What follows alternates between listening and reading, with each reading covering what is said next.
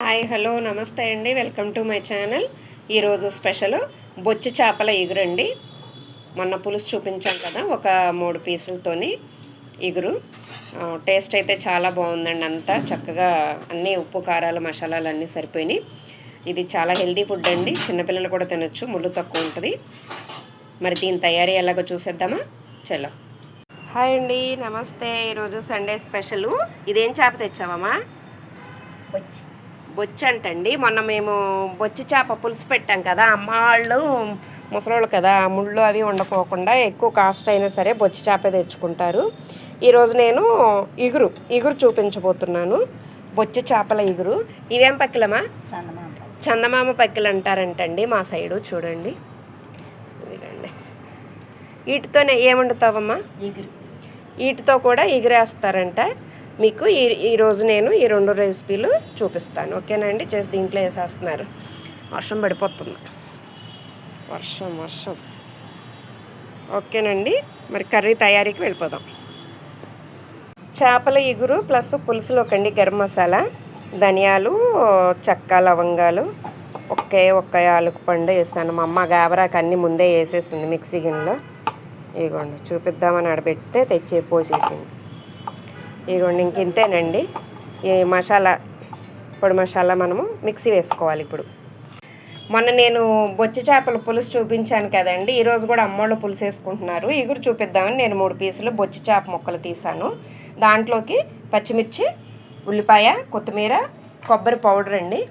దీంట్లోని వచ్చేసి ఇగురుకి ఎప్పుడైనా సరే అల్లము, వెల్లుల్లిపాయ, గసగసాలు పేస్ట్ చేసి పెట్టుకున్నాము. ఇవి వేస్తే కూర మాత్రం చాలా టేస్ట్ ఉంటుంది. ఇప్పుడు మనం కర్రీ చూసేద్దాం.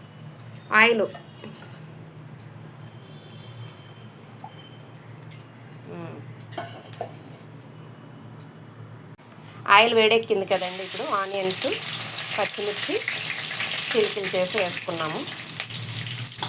మంచిగా దగ్గరికి గోల్డెన్ కలర్లోకి వచ్చిన వరకు వేగనివ్వాలి. ఫస్ట్ ఇదిగోండి, ఆనియన్స్ అవి వేగినాయి కదండి. ఫస్ట్ ముక్కలు వేసేసారమ్మ. అల్లం పేస్ట్ ముందే వేయకూడదంట, అడుగంటుందంట. పసుపు, చిటికెడు పసుపు, అవి మంచిగా దగ్గరకు వేగాలండి. చేప ముక్కలు వేగినాయి కదండి. ఇప్పుడు అమ్మ కళ్ళుప్పు వేస్తున్నారు. కళ్ళుప్పుతో ఎప్పుడైనా మనకి వాటర్ కొంచెం యాడ్ అవుతుంది కర్రీలోకి.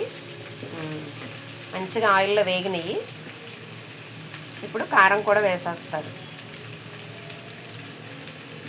నీసు కూరల్లోకి మనం కారం కొంచెం వేస్తేనే బాగుంటుంది. ఇప్పుడు అల్లం పేస్ట్, ఇంకా అల్లము, వెల్లుల్లిపాయ, గసగసాల ముద్ద, అది సిమ్లో పెట్టేసుకోవాలి. స్టవ్ అడగంటకుండా పెట్టేసుకొని అలా నెమ్మదిగా ముక్క చదిరిపోకుండా. కానీ ఇగురు చాలా బాగుంటుందండి. అమ్మ బాగా చేస్తారు, ఎండు కొబ్బరి పౌడరు అవన్నీ వేసి. ఇంకా పులుసు మొన్న చేసి చూపించాం కదా అనేసి నేను ఈరోజు వాళ్ళు పులుసు వేసుకుంటున్నారు. నాకు ఇగురు చేసిందమ్మా. అంతేనమ్మా. ఇంకా వాటర్ కొంచెం ఒక చుక్క చేయి కడిగేస్తే దాంట్లో వాటర్ ఒక చుక్క వేసేస్తారట. అప్పుడు దగ్గరికి ఆ వాటర్తోనే అది మగ్గుద్ది. అలాగా సరిపోతాయమ్మా.